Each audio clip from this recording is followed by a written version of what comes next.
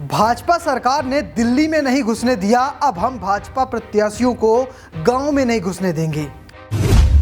Voting से पहले किसानों के ऐलान से भाजपा परेशान, पीएम मोदी और अमित शाह के पास पहुंची बात। भाजपा प्रत्याशियों को दिखाए जा रहे काले झंडे, पंजाब और हरियाणा में बिगड़ा काम।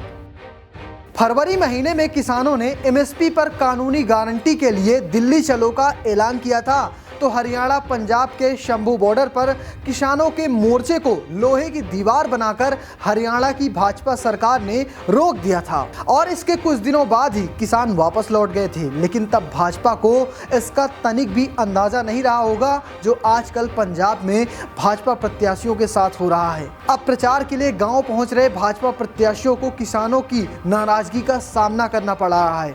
बीजेपी और किसानों के बीच जारी इस मनमुटाव का मामला अब तो चुनाव आयोग तक भी पहुंच चुका है।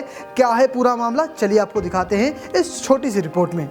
हरियाणा पंजाब के शंभू बॉर्डर पर फरवरी महीने में शुरू हुआ किसान आंदोलन अभी भी जारी है। इसका शोर मेन स्ट्रीम मीडिया में नहीं है, लेकिन किसानों ने अभी तक आंदोलन खत्म नहीं किया है और अब किसानों के गुस्से का सामना बीजेपी को हरियाणा और पंजाब में लोकसभा चुनाव के दौरान करना पड़ रहा है। कई गांवों में बीजेपी के नेताओं को एंट्री करने से भी रोका गया है। वहीं किसान पंजाब में पार्टी उम्मीदवारों को गांव में प्रवेश करने से रोक रहे हैं। ये पंजाब में ही नहीं, हरियाणा के भी ग्रामीण इलाकों में ऐसी घटनाएं देखने को मिल रही हैं।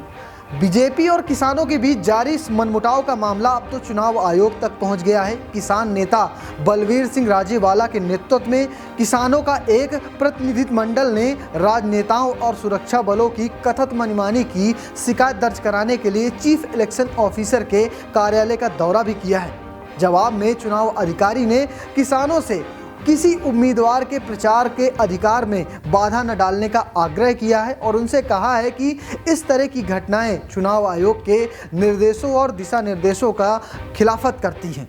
वहीं लगातार भाजपा नेता भी किसानों की शिकायत कर रहे हैं और चुनाव आयोग से मांग कर रहे हैं कि जिस तरह से उनके साथ दुर्व्यवहार हो रहा है उसे रोका जाए, उन्हें प्रचार करने की जो अधिकार मिला है उसका उन्हें प्रयोग करने दिया जाए। जबकि आपको बता दें कि हरियाणा में पिछले हफ्ते गुस्साए किसानों ने भाजपा के सोनीपत उम्मीदवार सोहन लाल बड़ोली की रैली को रोक दिया था, जिसके बाद पुलिस को हस्तक्षेप करना पड़ा था। इसके अलावा बीजेपी के एक और उम्मीदवार अशोक तंवर सिरसा से जो उम्मीदवार हैं और उसके अलावा रंजीत चौटाला जो हिसार से उम्मीदवार है, अरविंद शर्मा जो रोहतक से उम्मीदवार है और साथ साथ पूर्व मुख्यमंत्री मनोहर लाल खट्टर जो करनाल से उम्मीदवार है, इन्हें भी किसानों के विरोध का सामना करना पड़ा है। बीजेपी का अकाली दल के साथ नाता टूटने के बाद अब शहरी वोटों के साथ साथ ग्रामीण वोटों पर भी पंजाब पर शिकंजा कसना चाहती है भाजपा। अब बीजेपी की नज़र है कि पंजाब में जब पार्टी अकेले चुनाव लड़ रही है तो पार्टी शहरी और ग्रामीण दोनों इलाकों में नज़र रखे। 2019 लोकसभा चुनाव में जब